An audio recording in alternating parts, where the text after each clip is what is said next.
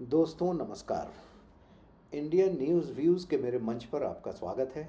मैं हूं हर्ष रंजन। दोस्तों, आप यूट्यूब चैनल देखते होंगे करंट अफेयर्स से जुड़ी हुई। आपको दो ही तरह की खबरें मिलती होंगी। खबरें या तो इस तरफ की हैं या खबरें बिल्कुल दूसरी तरफ की हैं।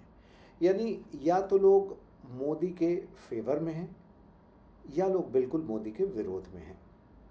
कहीं बीच की खबर, संतुलित खबर, सच खबर, क्या हो रहा है, सिर्फ इतना ही आपको बहुत कम या शायद नहीं सुनने को मिल रही होगी।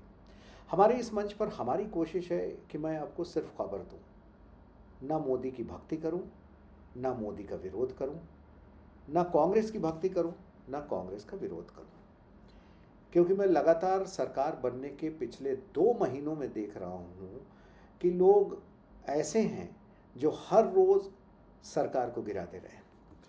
उन्हें सुन के आपको लगेगा, हंसी आएगी कि मोदी की सरकार आज गिर गई, मोदी की सरकार कल गिर गई, मोदी के अंदर विरोधी खड़े हो गए, राहुल जी ने बहुत अच्छा कर लिया या राहुल जी ने बहुत ख़राब कर लिया।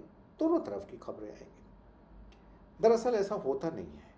जाहिर सी बात है, इस बार बीजेपी के पास पूर्ण बहुमत नहीं है और उसे एनडीए के सपोर्ट की ज़रूरत है। तो हम और आप ये देख रहे हैं कि फैसले उस तरीके से सरकार नहीं ले पा रही है जिस तरीके से 2014 में या 2019 में फैसले ले रही थी। कदाचित अगर ऐसी स्थिति होती तो 4-5 बड़े फैसले जो मोदी सरकार ने अभी लिए हैं उन्हें वापस लेने की या उन फैसलों पर यू टर्न करने की नौबत नहीं आती। लेटरल एंट्री से संबंधित फैसला या फिर ब्रॉडकास्ट बिल से संबंधित फैसला, बहुत सारे फैसले ऐसे हुए हैं जिन्हें सरकार को वापस लेना पड़ा है। तो जाहिर सी बात है, गठबंधन की राजनीति का अपना एक धर्म होता है और यह धर्म वाजपेयी साहब सबको सिखा गए हैं। मनमोहन सिंह ने भी सरकार चलाई गठबंधन के साथ और सफलतापूर्वक चलाई। बाकी चीज़ों की चर्चा आज मैं नहीं कर रहा हूँ, लेकिन इसका मतलब ये नहीं है कि चूंकि सरकार पूर्ण बहुमत में नहीं है इसलिए गिर जाएगी, इसलिए एनडीए के दल उसका विरोध करने लगेंगे। ये चलता है। कहीं जेडीयू करेगा, कहीं टीडीपी करेगा, कभी चिराग पासवान की पार्टी एलजेपी करेगी, विपक्ष करेगा। गठबंधन का धर्म ऐसा ही है और ये चलती रहती है। तो इससे हमें किसी भी तरीके से अव्यवस्थित होने की ज़रूरत नहीं है, क्योंकि सवाल ये है कि अगर 240 सांसदों वाली पार्टी सरकार नहीं चला पाएगी तो क्या 100 और 99 सांसदों वाली पार्टी सरकार चलाएगी?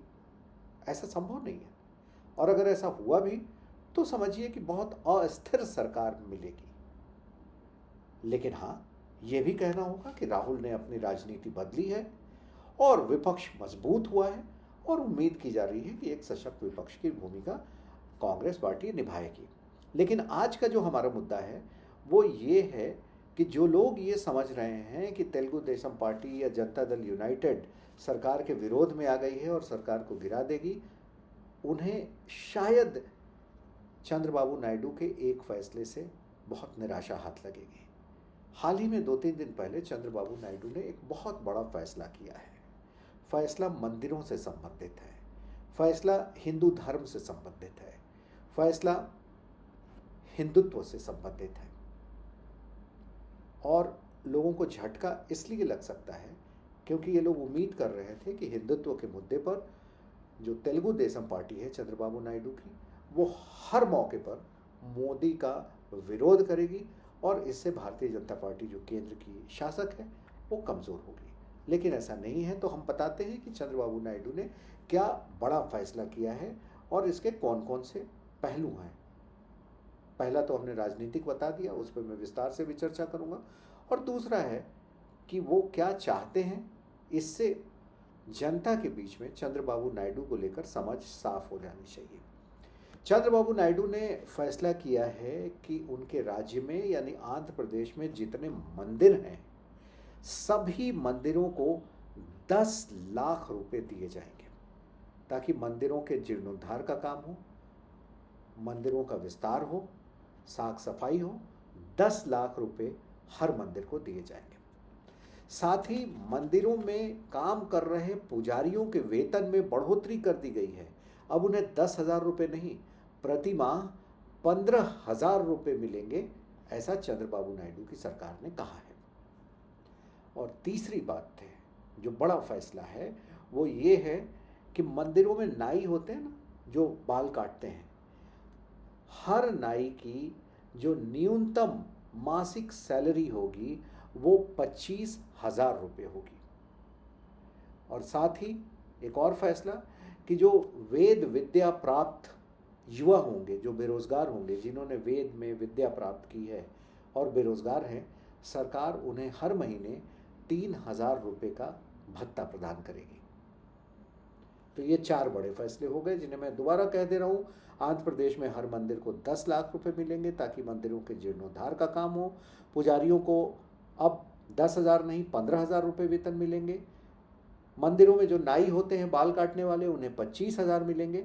और जो वेद विद्या प्राप्त युवा हैं, बेरोजगार हैं, उन्हें 3,000 रुपये का मासिक भत्ता मिलेगा। तो ये बड़ा फैसला है मंदिरों को लेकर।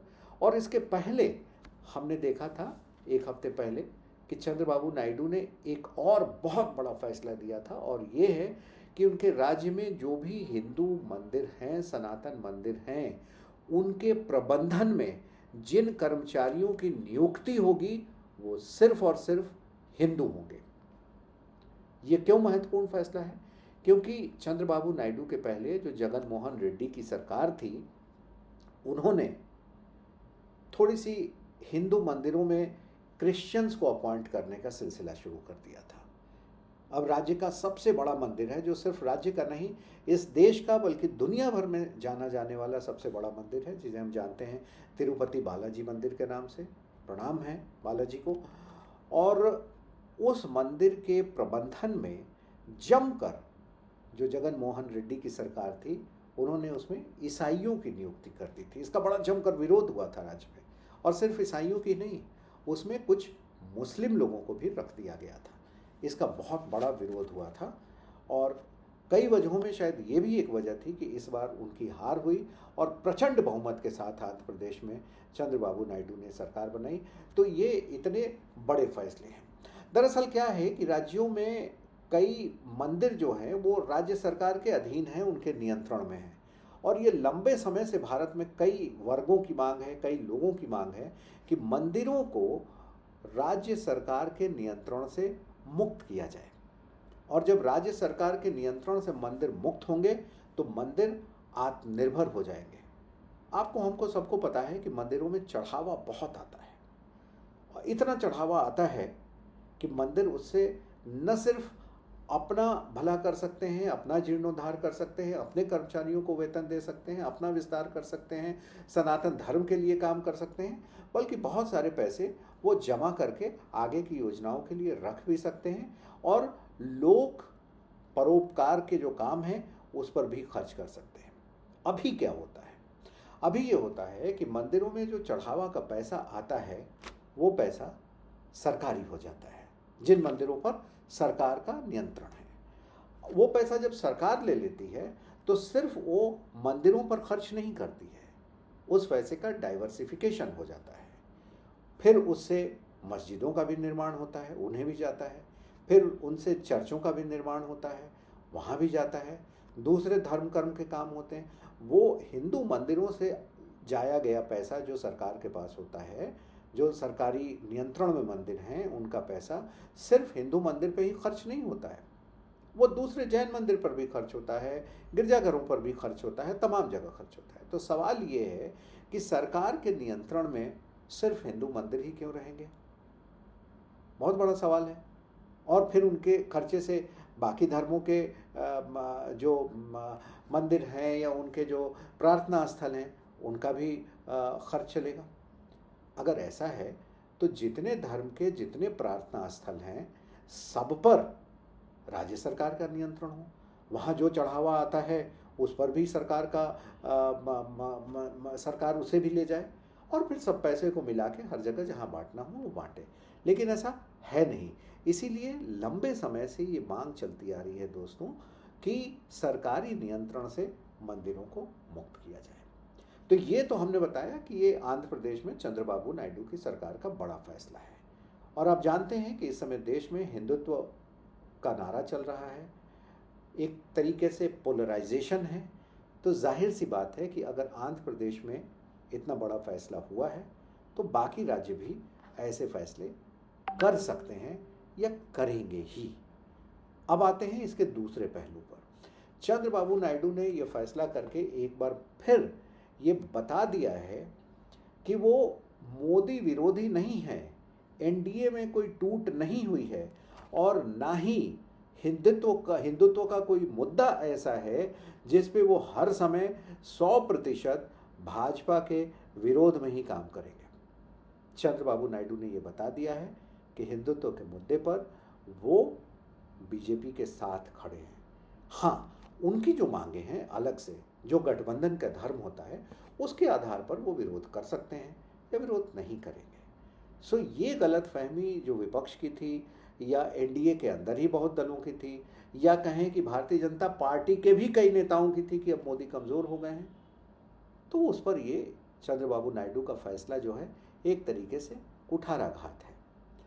पानी फेर दिया है उनकी जो एक हिडन चाहत थी उस पर। लेकिन हाँ दोस्तों, अब ये आपको सोचना है कि कौन कितने हद तक किसके साथ है। राजनीति में न कोई परमानेंट दोस्त होता है, न कोई परमानेंट दुश्मन होता है। इसका मतलब ये भी नहीं है कि मोदी की जो सरकार है वो उतनी ही मजबूत है जितनी 2019 और 2014 में थी। और इसका मतलब ये भी नहीं है कि ये सरकार 240 सांसदों के साथ इतनी कमज़ोर है कि यूट्यूब चैनल पर हर दिन लोग सरकार को गिरा दे रहे हैं। ये ठीक नहीं है। हमारे मंच पर जो खबर थी, जो वस्तु स्थिति थी, हमने आपको उससे अवगत कराया। अब ये फैसला आपको लेना है कि दरअसल देश और दुनिया में हो क्या रहा है। अगर आपको हमारी बातें पसंद आई, सिर्फ इतना कीजिए, हमारे चैनल को लाइक कर लीजिए, हमारे लिए वही बहुत बड़ी मदद होगी। फिलहाल हमें इजाज़त दीजिए। नमस्कार।